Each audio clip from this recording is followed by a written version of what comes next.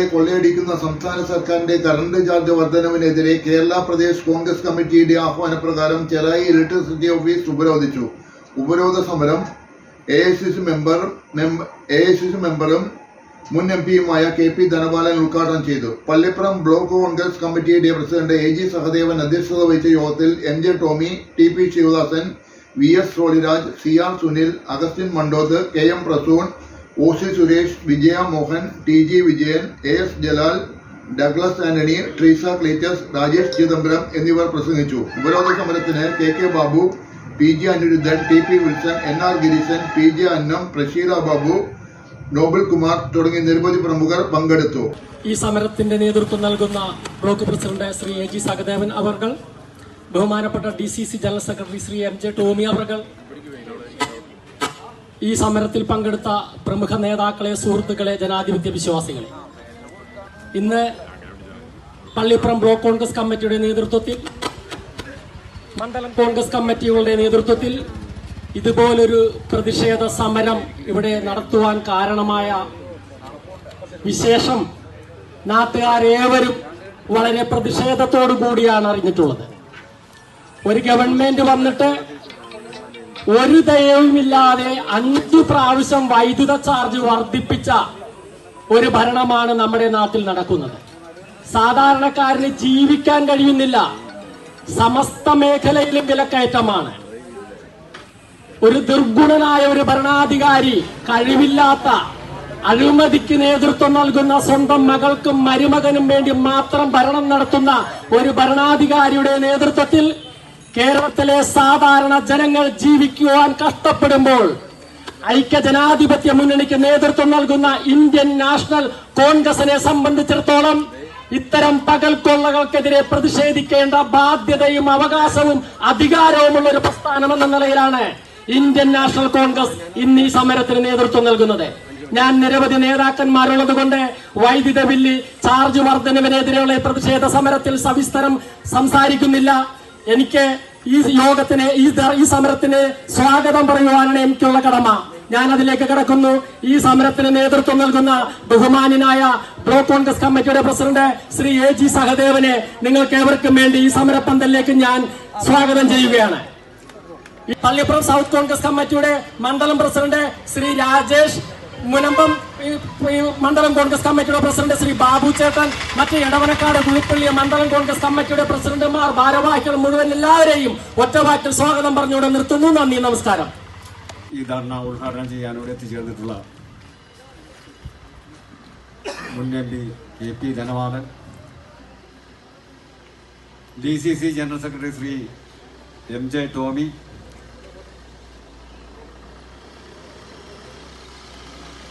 Nayarambalam panchayat president Neethu Vinod, Edavanakkad സഹകരണ സംഘം president Shri TA Joseph, Soliraj, മണ്ഡലം പ്രസിഡന്റുമാരായ KK ബാബു, രാജേഷ് ചിദംബരം, അനിരുദ്ധൻ, വിൽസൺ, ഗിരീശൻ, മറ്റ് ബ്ലോക്ക് ഭാരവാഹികളെ, സഹപ്രവർത്തകരെ, സുഹൃത്തുക്കളെ, ജനം വിലക്കയറ്റം കൊണ്ട് നട്ടം തിരിഞ്ഞ ഈ സാഹചര്യത്തിലാണ് പിണറായി ഗവൺമെന്റ് വൈദ്യുതി ചാർജ് വർധനവ് നടത്തിയത്. ഒരു യൂണിറ്റിന് 16 പൈസയാണ് വൈദ്യുതി ചാർജ് വർദ്ധിപ്പിച്ചത്. അടുത്ത വർഷം 12 പൈസ, മൊത്തത്തിൽ 28 പൈസയുടെ വർധനവാണ് ജനങ്ങളിൽ നിന്നും ഈടാക്കാൻ ഒരു തീരുമാനിച്ചിരിക്കുന്നത്. ശരാശരി ഒരു വീടിന് 14 രൂപ മുതൽ 300 രൂപ വരെ വില വർധന ഉണ്ടാവും. ഈ ചാർജ് വർധനവ് ജനങ്ങൾക്ക് സ്വീകാര്യമല്ല എന്നുള്ളതാണ് ജനങ്ങളുടെ അഭിപ്രായം. ഈ കറണ്ട് ചാർജ് വർദ്ധിപ്പിച്ച കറണ്ട് ചാർജ് പിൻവലിക്കണം എന്നാണ് വിനയപുരസരം കോൺഗ്രസ് പാർട്ടിക്ക് ഈ ഇടതുപക്ഷ ഗവൺമെന്റിനോട് അഭ്യർത്ഥിക്കാനുള്ളത്. കാലാകാലങ്ങളിൽ കറണ്ട് ചാർജ് വർദ്ധിപ്പിക്കാറുണ്ട്. ഇടതുപക്ഷ ഗവൺമെന്റ് 2016 അധികാരത്തിൽ വന്നതിന് ശേഷം 2017, 19, 22, 23 കാലഘട്ടങ്ങളിൽ കറണ്ട് ചാർജ് വർദ്ധിപ്പിച്ചിട്ടുള്ളതാണ്. ഭീമമായ ഈ സംഖ്യ വർദ്ധിപ്പിക്കാനുള്ള കാരണം എന്താണ്? UDF ഗവൺമെന്റ് ഭരിച്ചിരുന്ന കാലഘട്ടത്തിൽ യൂണിറ്റിന് 4 രൂപ 15 പൈസ മുതൽ 4 രൂപ 29 പൈസ വരെ ദീർഘകാലാടിസ്ഥാനത്തിൽ 25 വർഷത്തെ ദീർഘകാലാടിസ്ഥാനത്തിൽ കരാറിൽ ഏർപ്പെട്ടിരുന്നതാണ്. ആ കരാറുകൾ അവസാനിപ്പിച്ച് പുതിയ കരാർ ഇവരെ എടുക്കുകയാണ് ചെയ്യുന്നത്. ആ കരാറിൽ 10 രൂപ 25 പൈസ മുതൽ 14 രൂപ 30 പൈസ വരെയാണ് യൂണിറ്റിന് വർദ്ധിപ്പിച്ചേക്കുന്നത്. ഈ 14-30 വരെയുള്ള ഈ വൈദ്യുതി ചാർജ് വർധനവ്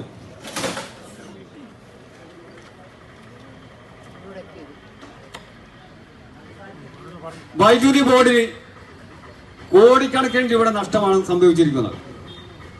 ആ കോടിക്കണക്കിന് രൂപയുടെ നഷ്ടം തിരിച്ചു പിടിക്കുന്നതിന് വേണ്ടിയാണ് പാവപ്പെട്ട ജനങ്ങളെ കൊള്ളയടിക്കുന്ന ഈ കാട്ടുകൊള്ളക്കാർ ചെയ്തിരിക്കുന്നത്. ഈ തീവട്ടിക്കൊള്ളക്കാർക്കെതിരെ ജനം തിരിയണം എന്ന് മാത്രം അഭ്യർത്ഥിച്ചുകൊണ്ട് ഈ കാട്ടുകൊള്ളക്കാരെ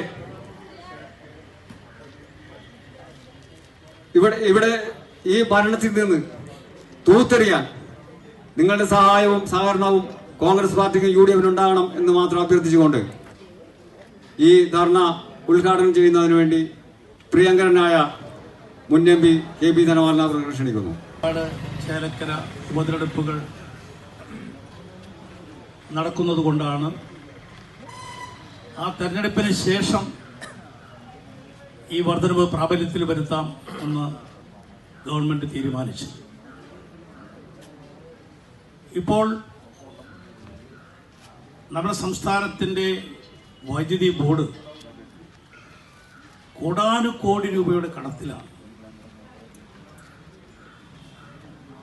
നമ്മുടെ സംസ്ഥാനത്ത് മാറി മാറി ഗവൺമെന്റുകൾ ഭരണത്തിൽ വരും. എന്നെല്ലാം LDF അധികാരത്തിൽ വന്നിട്ടുണ്ടോ അന്നെല്ലാം ഇലക്ട്രിസിറ്റി ബോർഡ് നഷ്ടത്തിലാണ്. എന്നെല്ലാം UDF അധികാരത്തിൽ വന്നിട്ടുണ്ടോ അന്നെല്ലാം കഠിന പ്രയത്നത്തിന്റെ ഫലമായി ആ നഷ്ടം നികത്തി ലാഭത്തിൽ കൊണ്ടുവരും. നാരായണത്ത് ഭ്രാന്തനെ പോലെ കല്ലുരുട്ടി മുകളിലേക്ക് UDF എത്തിക്കുമ്പോൾ LDF വരുമ്പോൾ താഴോട്ടിടുകയാണ്. ഇതിനാരാണ് ഉത്തരവാദി? 2003 പാർലമെന്റ് അവതരിപ്പിച്ച നിയമത്തിന്റെ ഭാഗമായി ഇലക്ട്രിസിറ്റി കേന്ദ്ര നിയമത്തിന്റെ ഭാഗമായി വരികയുണ്ടായി. എല്ലാ സംസ്ഥാനങ്ങളും അത് പ്രാവർത്തികമാക്കണം എന്ന ആ നിയമത്തിന്റെ അടിസ്ഥാനത്തിൽ അന്ന് UDF ഗവൺമെന്റാണ് കേരളം ഭരിച്ചിരുന്നത്. പക്ഷേ ആ നിയമം നമ്മുടെ സംസ്ഥാനത്ത് നടപ്പാക്കാൻ അന്നും ശ്രീ ഉമ്മൻചാണ്ടിയും ആര്യാടൻ മുഹമ്മദുമായിരുന്നു. ആര്യാടൻ മുഹമ്മദ് സമ്മതിച്ചില്ല. പിന്നീട് ശ്രീ AK ബാലൻ വൈദ്യുതി മന്ത്രിയായി വന്ന കാലഘട്ടത്തിലാണ് കേന്ദ്ര നിയമം നമ്മുടെ സംസ്ഥാനത്ത് നടപ്പിലാക്കിയത്. ആ നിയമം നടപ്പിലാക്കിയപ്പോൾ ഒരു ത്രികക്ഷി കരാർ ഒപ്പിടുകയുണ്ടായി. ആ ത്രികക്ഷി കരാറിൽ അന്നുവരെ പൊതുജനങ്ങളും തൊഴിലാളികളും ഉപഭോക്താക്കളും അനുഭവിച്ചുകൊണ്ടിരിക്കുന്ന എല്ലാ അവകാശങ്ങളും ആനുകൂല്യങ്ങളും തുടർന്നും യാതൊരു മുടക്കവുമില്ലാതെ സ്വകാര്യവൽക്കരിക്കപ്പെടുമ്പോഴും മുന്നോട്ട് പോകും എന്ന കരാറിലാണ് അന്ന് ഒപ്പിട്ടത്. അതിന്റെ ഭാഗമായി തന്നെയാണ് ഇന്നും ഇലക്ട്രിസിറ്റി ബോർഡ് മുന്നോട്ട് പോയിക്കൊണ്ടിരിക്കുന്നത്. നമ്മുടെ സംസ്ഥാനം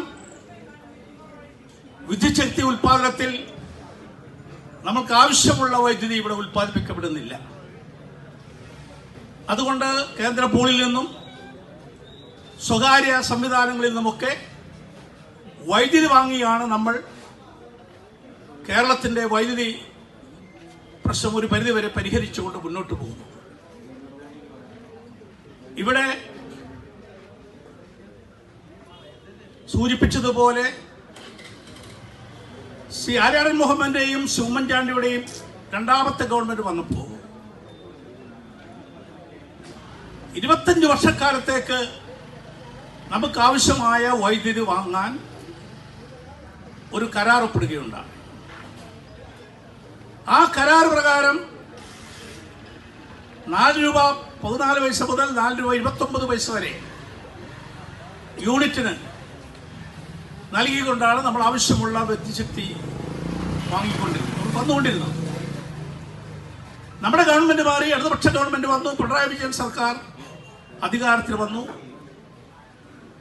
അതേ എഗ്രിമെന്റ് പ്രകാരം വൈദ്യുതി നമുക്ക് കിട്ടിക്കൊണ്ടിരുന്നു, ഉപയോഗിച്ചുകൊണ്ടിരുന്നു. ഒന്നാമത്തെ ഗവൺമെന്റ് പിണറായി വിജയൻ ഗവൺമെന്റ് 5 വർഷവും അത് ഉപയോഗിച്ചു. രണ്ടാം വട്ടം വീണ്ടും പിണറായി വിജയൻ അധികാരത്തിൽ വന്നപ്പോൾ 7ാം വർഷം ഇതിനെക്കുറിച്ചൊരു പുനർചിന്തനം ഉണ്ടാകണം എന്ന ചിന്ത റെഗുലേറ്ററി കമ്മീഷനും ഇലക്ട്രിസിറ്റി ബോർഡും ഗവൺമെന്റും ആലോചിച്ചിട്ടുണ്ടാകുകയുണ്ട്.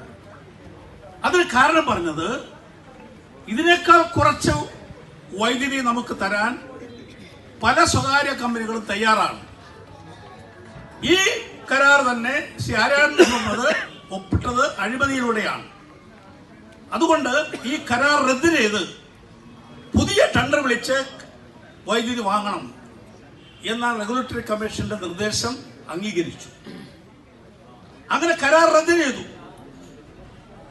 25 വർഷം 2040 വരെ നമുക്ക് 4 രൂപ 14 മുതൽ 4 രൂപ 29 പൈസ വരെ അവരെ 4.30